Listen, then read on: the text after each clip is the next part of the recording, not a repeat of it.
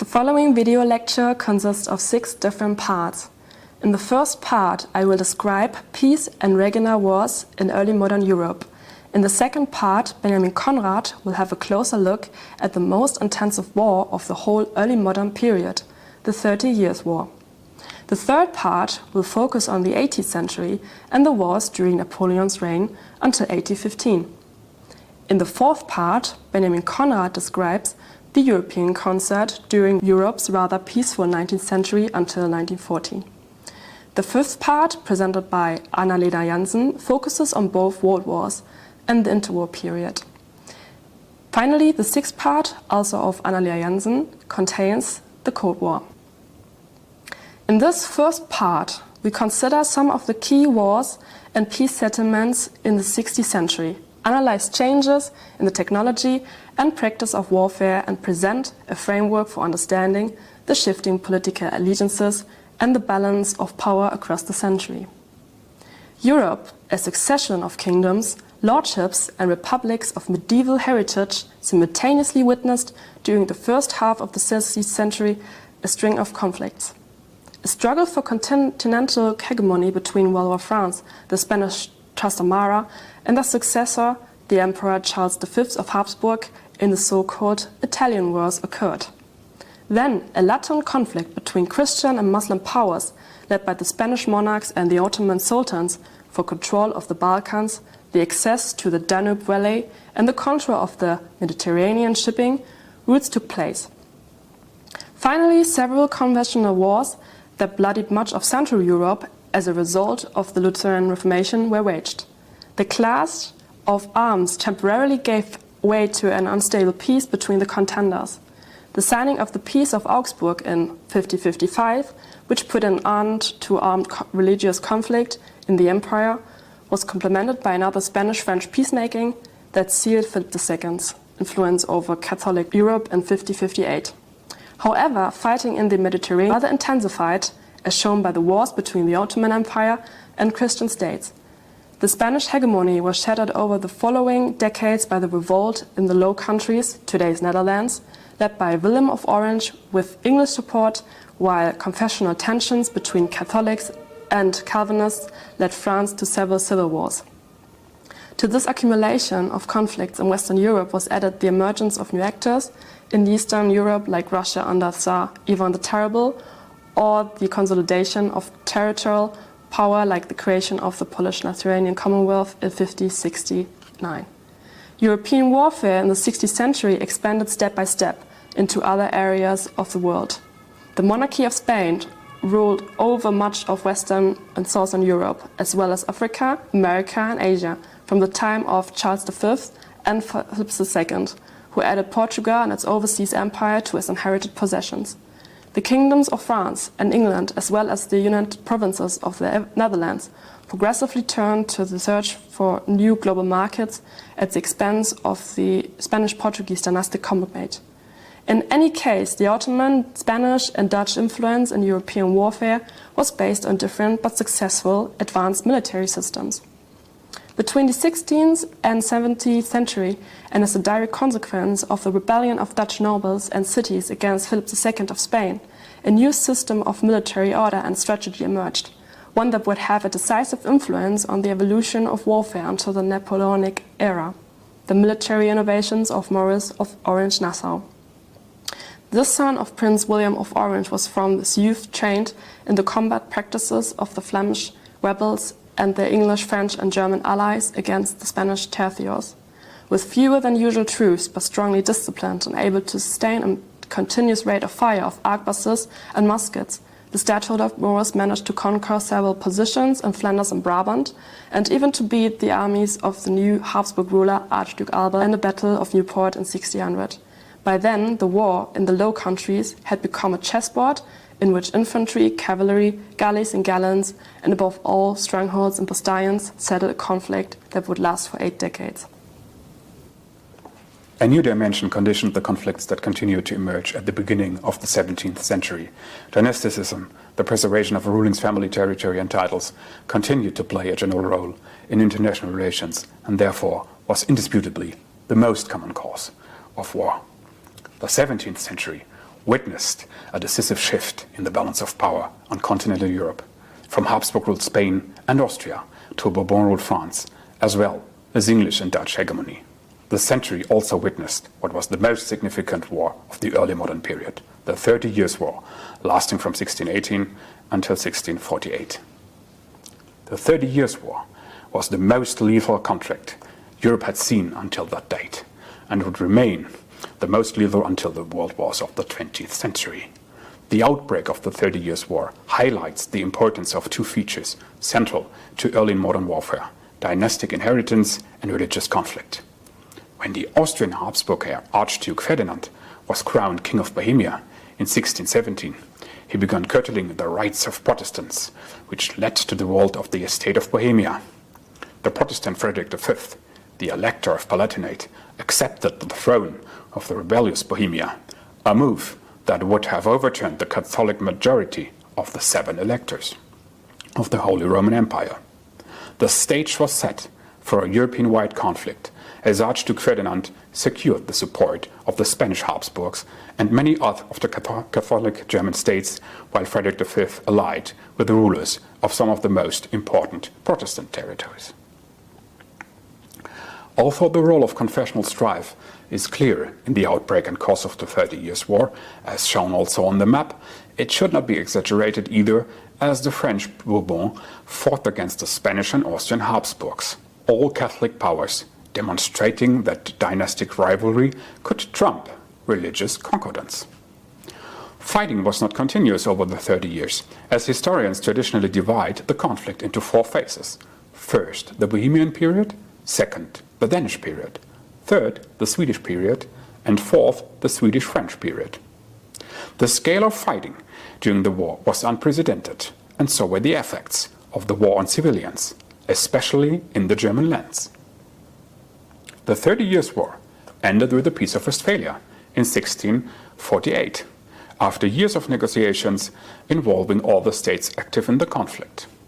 This was again unprecedented and would serve as a model for peace negotiations for centuries to come, consolidating as it did the development of permanent diplomatic representation and the commitment of increasingly powerful European states to guarantee peace settlements. Diplomacy as an institution became increasingly more well-defined across the early modern period, with the Peace of Westphalia giving its evolution a significant boost. France and Sweden gained the most from the peace settlement, as France replaced Spain as the preeminent power on the continent. The Habsburgs were the losers of the peace settlement, as the Spanish recognized Dutch independence and the Austrians ceded autonomy to the Swiss Confederation and the German princes of the Holy Roman Empire. Louis XIV of France, the Sun King, fought 3 wars in the second half of the 17th century: the War of Devolution, the Dutch War, and the War of the League of Augsburg. The first 2 wars were spectacularly successful for Louis XIV, gaining France new territory in the Spanish Netherlands and the western lands of the Holy Roman Empire. This demonstrated the success of the new military machine created under his rule. But France was also strained under the pressure to maintain a large army and had to agree to the Treaty of Ryswyk in 1697 that ended the war of the League of Augsburg, forcing the Sun King to return almost all the territory he had gained since the last 18 years. The 18th century opened with 2 major conflicts: the War of the Spanish Succession, settled by the Peace of Utrecht in 1714, and the Great Nordic War, settled by the Peace of Nystad in nowadays Finland in 1721. 3 features characterized geopolitics throughout the 18th century: the fall of France as the most powerful player in European politics, the rise of Great Britain and Russia as major military powers, and the increasing tendency for European conflicts to involve colonial territories far away from Europe. Another succession war, that of the Austrian succession, occurred when Holy Roman Emperor Charles VI died without a male heir, and the new Prussian King Frederick the Great thought that Charles VI's daughter, the newly crowned Empress Maria Theresa, would be too weak to stop his invasion of the rich Austrian territory of Silesia. France joined the fray to humiliate her long-standing enemies, the Austrians. and Great Britain allied with Austria to prevent the French from taking the Austrian Netherlands. The Peace of Aix-la-Chapelle, or Aachen in German, of 1748 ended the conflict and recognized Maria Theresa as empress, but she had to recognize Prussian control of Silesia. Frederick the Great's Prussia became a great European power. The before-mentioned Peace of Aix-la-Chapelle, or Aachen in German, failed to resolve long-standing colonial disputes.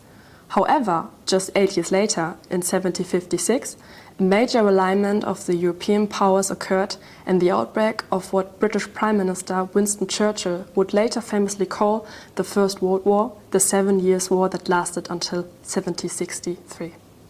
Prussia and Great Britain signed a defensive alliance which prompted Austria to overlook centuries of enmity with France and ally with Louis XV in what historians called the Diplomatic Revolution. The 7 Years' War had two root causes: continental rivalry between Austria and Prussia and colonial rivalry between France and Great Britain. Frederick the Great of Prussia won an astounding victory against a much larger Franco-Austrian army at Rosbach in Saxony, but was soon surrounded by the combined forces of the French, Austrian and Russian armies. An accident of history saved Frederick the Great, as Empress Elizabeth of Russia died in 1762, succeeded by the great admirer of Frederick in Prussia, Peter III. Russia thus concluded a peace treaty with Prussia, and Frederick was able to hold on to all his territories. Great Britain enjoyed naval superiority from the 1750s onwards and was able to defeat French fleets in North America, India and the West Indies. The Treaty of Paris that ended the conflict had truly colossal consequences. France ceded all of Canada to Britain and removed its military from India, but kept its wealthy West Indian islands. The desire to avenge this humiliating defeat was one of the reasons why France costly supported the American revolutionaries in the American Revolutionary War from 1775 until 1783, a support that was crucial to their success. Two elements fundamental to modern warfare would develop in the French Revolutionary and Napoleonic eras: a popular subscription-based army infused with patriotism and the mobilization of almost all of society's resources for warfare. Revolutionary and Napoleonic France was at war with every European power at one point or another in this period from 1792 to 1815, and sometimes even all at once. While initially suffering from disorder and lack of experience, the Revolutionary Army quickly won spectacular battles, partially thanks to the use of innovative tactics made possible by patriotic troops fighting for a revolution they had helped to make. Napoleon was able to mobilize the energy unleashed by the revolution into a very effective war machine to fight quick and decisive battles, trampling over the balance of power system that had characterized the conduct of war throughout the 18th century. With the Revolutionary and Napoleonic Wars, the accumulation of an age of continuous warfare reached its atrocious depths. Although the battles of these years had not been bloodier than the battles during the 7 Years' War, civil casualties ranged between 1 and 3 million. In Tyrol, Spain, Italy, Russia and France, irregular bands of armed rebels and citizens fought alongside conscripted soldiers.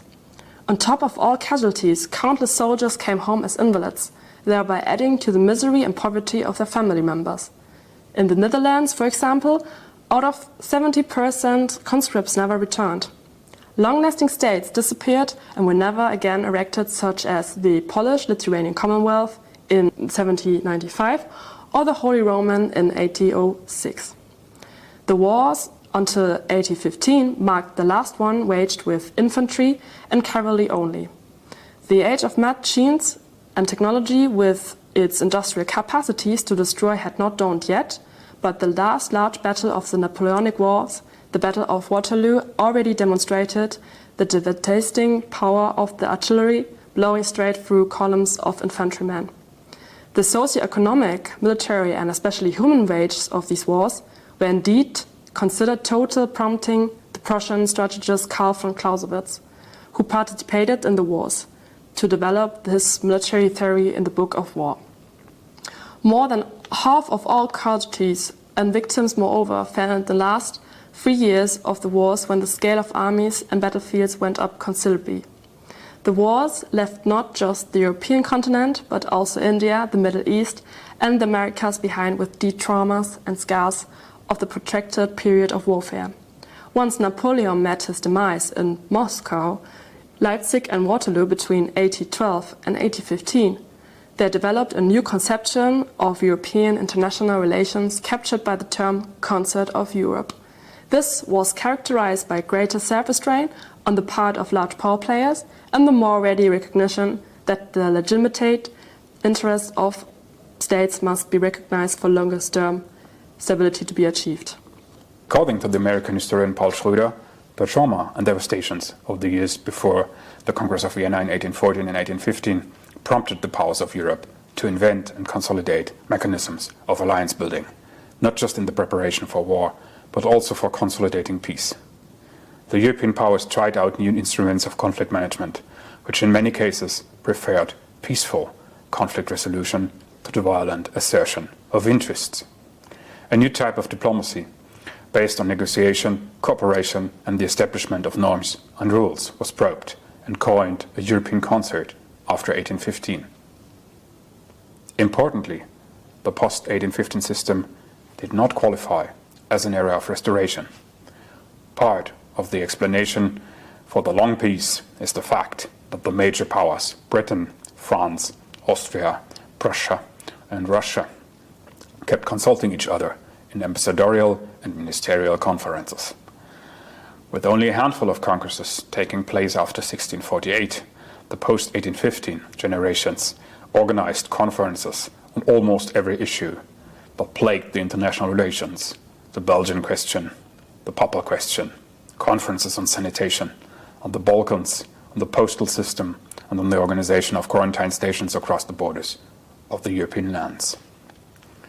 The industrial age expanded the scope of warfare, both on land and at sea. Warfare moved the visual range to an early form of remote warfare beyond the hill. Because of technological improvements in rifles, firepower, explosive shells, even more deadlier guns, warfare was carried out in trenches. Starting with the Crimean War from 1853 until 1856 between Russia on the one and the Ottoman Empire, France and Great Britain on the other side. The painting shows the Battle of Sinope, a Russian success at the beginning of the war against the Ottoman fleet. Up until the First World War, machine guns, chemical weapons, and landmines were tested and introduced. Much of these new techniques were and used in colonial territories and at sea for the first time. Besides the Crimean War, the new weapons were used in the American Civil War and the Franco-Prussian War of 1870-71. From the mid-19th century onward, attempts can be identified to legalize warfare. In 1864, the First Geneva Convention initiated the modern law of war. The Hague Peace Conferences of 1899 and 1907, the first one shown in the photo, finally brought far-reaching agreements on warfare, establishing one of the first attempts by the international community to abolish war as an institution. This international system was far more institutionalized than the state system of the Janßen regime before the French Revolution of 1789, with their loose wartime coalition and cabinet wars. When the traumas of the Napoleonic era wars waned, the system still not completely dissolved, but transformed itself. It was constantly reconfigured as a system of conflict and security, of empire and revolution throughout the long 19th century. The various ministerial conferences, ambassadorial meetings, the making of international law, and the inter-imperial rage for order initiated by the empires of Europe did not cease to exist, but in fact spread across the world and intensified in scope and impact until the First World War and beyond, when European ambitions and emotions set the world in flames once again. The European concert, however, while sanctioning the right to interfere in order to maintain security within the system, did not fail to command various military interventions openly or hidden in revolutionary countries that were seen as a potential threat because civil conflict between supporters of absolutism and liberalism was far from being eradicated. As an example, the Saint Alliance of Austria, Prussia, and Russia did not officially intervene on the Greek War of Independence of the 1820s against the Ottoman Empire. But the lack of action triggered a massive mobilization of public opinion and enlisted many volunteers across the continent to fight successfully for the independence of Greece. In short, the long 19th century, which had started with the Napoleonic Wars, secured peace on the continent and between empires for several decades. It was underpinned with the new methods and means for cooperation, consultation, and deliberation, accompanied by the emergence of early peace movements. Yet this cooperation led to large-scale expansive projects in overseas territories. The development of industrial warfare, of mechanized sea power, and the division of global spheres of influences gave a new boost to imperial expansion, and after 1885, increasing competition, leading up to the First World War. The two world wars dominated the first half of the century. In the First World War, also called the Great War, the Central Powers Germany, Austria, Hungary, the Ottoman Empire and Bulgaria fought from 1914 on against the Allied powers, initially consisting of Serbia, France, Russia, Great Britain, Japan and Belgium. Later, Italy, Portugal, Greece, Romania, the United States and several other governments and national committees such as the Polish or Czechoslovak National Committee joined the Allied Alliance. In both world wars, the use of new weapons such as artillery, airplanes, battleships and tanks costed millions of lives and also wounded and crippled several millions of other soldiers. In mass material battles such as Verdun in France between Germany and France, hundreds of thousands of soldiers were sent to death to conquer extremely limited territory. Also in World War I, gas was used to poison soldiers from the other side, a measure of warfare that was not used in warfare during World War II anymore. However, gas was used by fascist Italy conquering Ethiopia in 1930s. After the Allied victory of 1918, Austria, Hungary and the Ottoman Empire collapsed, whereas Germany and Bulgaria continued their existence on a smaller scale of territory. During the war, several Allied states had been partly or fully occupied, like France, Italy and Serbia. Notably, Russia's Tsarist government collapsed in early 1917, and after an unstable revolutionary year, the Bolsheviks under Vladimir Lenin established Soviet Russia against their democratic opponents. Soviet Russia left the Allied coalition and established a separate piece of Brest-Litovsk in 1918, 4 years later followed by the Treaty of Rapallo, a German-Soviet treaty of cooperation. In Paris, the victorious Allied convened in 1919 and presented peace treaties to the beaten countries of Germany and others that were not present during the negotiations. Only the governments of Austria and Bulgaria fully accepted the provisions of the Paris peace treaties. In Central Eastern Europe, several states gained independence from Russia or Austria-Hungary, such as Finland, the Baltic states, Poland and Czechoslovakia. The Soviet-Russian government under Lenin founded the Soviet Union in 1922 after having crushed Ukrainian aspirations of self-determination. Lenin's heir, Joseph Stalin, further worsened the situation of the Ukrainians in the USSR in creating an artificial famine that killed at least 2 million people in the Ukrainian Soviet Republic and other regions in the beginning of 1930s. The Versailles Peace Treaty with Germany failed to convince the Congress of the United States of America, thus making a renewed isolation period of US foreign policy. The governments of Great Britain, France and Italy later tried to reintegrate Germany into the concert of powers by giving Germany in 1926 access to the League of Nations. Founded in 1920 on the principles of United States President Woodrow Wilson. This policy proved unsuccessful after the Nazi Party under Adolf Hitler destroyed democracy in Germany in 19 1933 and established one of the most inhuman dictatorships in world history. In 1937, Hitler planned a new war, yet he managed to expand Germany's territory beyond its borders without force due to the fact that British and French governments backed down in order to maintain peace. After having signed a treaty of non-aggression between Germany and the Soviet Union, the Molotov-Ribbentrop Pact of 1939, Germany and later Soviet Union invaded and conquered Poland. Germany later conquered and occupied Denmark, Norway, Luxembourg, the Netherlands, Belgium, France, Yugoslavia and Greece, but failed to invade the United Kingdom. The Soviet Union, besides eastern Poland, annexed the Baltic states and eastern Romania, but failed to conquer Finland. In a spectacular change of alliances, Germany and its allies Finland, Slovakia, Hungary, Romania, Croatia and Italy attacked the Soviet Union that could defend itself in 1941 and in 1942 started counteroffensives. Already in 1941, the Soviet Union got much supplies from the United Kingdom. In December 1941, the United States joined the British-Soviet alliance after Germany had declared war on the US. In 1943 and 44, the Italian, Finnish, Romanian and Bulgarian governments switched side to the victorious allies. In 1945, Hitler committed suicide in Berlin after Germany had been nearly totally conquered by Allied forces. One of the major differences between World War I and World War II is that the latter saw extremely brutal atrocities against civilians, mostly done by Nazi Germany.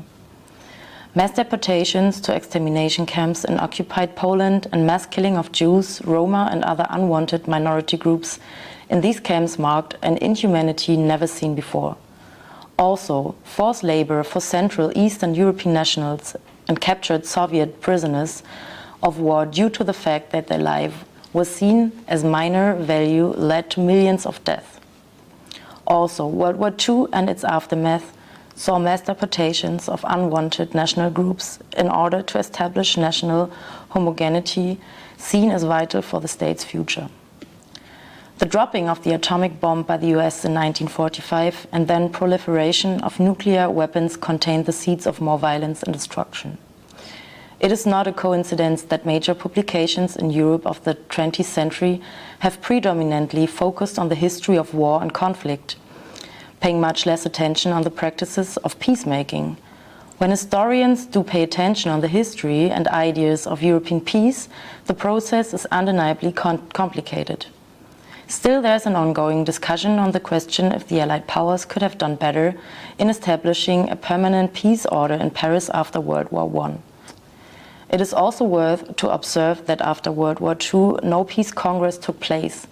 By the end of World War II, the Allied coalition split up and was unable to establish a peace order at all. The Cold War after World War II was a different kind of war. The nature of the conflict, which never resulted in a direct military confrontation in Europe at least, was fought at the global level using a broad scale of political, economic and diplomatic instruments, as well as new forms of rivalry such as proxy wars and psychological warfare. It largely determined the history of Europe in the second half of the 20th century. The European continent employed a different position in the newly emerging post-war order, which was heavily influenced by the United States in the West and the Soviet Union in the East. With the help of domestic leftist parties, the Soviet Union created a bloc in Eastern Central Europe after 1947. Eastern Bloc countries had only limited control over their foreign policy and began to adopt features of the Soviet political and economic system. In contrast, western parts of the European continent welcomed different forms of Americanization while adapting them to their diverse national contexts. The strong American presence and the reconstruction of Western Europe resulted in the creation of an empire by invitation, which gradually resulted in establishment of the North Atlantic Treaty Organization in 1949. Europe was then divided into two power blocs, representing two different political and economic systems competing with each other. The European states on both sides were instrumental in expanding the superpowers' global modernization model, adding legitimacy to the claim that the Cold War was predominantly a war of ideas. The fight against communism meant welcoming even the authoritarian states of Franco's Spain and Salazar's Portugal with the American orbit of influence. The United States also began to replace European countries as the hegemon in the Third World, which intensively began to decolonize since the mid-1950s. The Suez Crisis of 1956 demonstrated the weakness of the former colonial powers, United Kingdom and France, to achieve their goals in the non-European world without the consent of the United States. East Central European socialist countries assisted the Soviet Union to transfer the Soviet model to some newly decolonized states of the global South. The Third World became an important Cold War battlefield. However, both superpowers' hegemonic position in Europe was not stable and mostly in flux throughout the Cold War. While Soviet leader Joseph Stalin kept his empire tightly, his successor Nikita Khrushchev inaugurated a process of de-Stalinization that sent unintended signals to Poland and Hungary to go their own way and build socialism. But the bloody suppression of the Hungarian uprising in 1956, as well as the Prague Spring 12 years later, showed that the Soviet Union was not about to give up influence in its satellites. It was only a combination of several factors, notably the economic problems and the change in the Soviet leadership in the mid-1980s, that caused a loosening of ties between the USSR and the smaller Eastern Bloc countries, resulting in the collapse of Soviet hegemony over East Central Europe in 1989. The United States initially supported the European integration process after the Second World War. But some of the Western European countries began to increasingly define themselves politically and economically against US influence from the 1960s onward. The European communities became a competing economic project for the United States, and the promotion of a different agenda by the EC was evident during the negotiation of the Conference of Security and Cooperation in Europe.